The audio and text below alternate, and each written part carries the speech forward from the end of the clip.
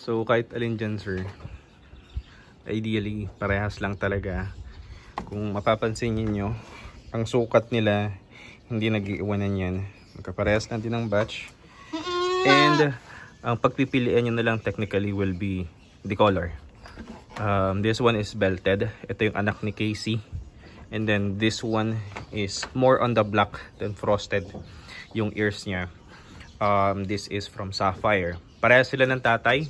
Pareha sila ng linya ng Tamris.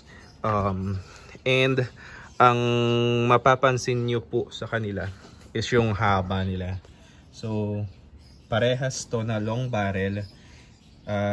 Yung iba kasing mga kambing is maiksi yung haba noong katawan nila. Pero tong dalawang to, kung mapapansin nyo po, hindi nyo nakuha nila sa linya ng Tamris is mahabang kambing to.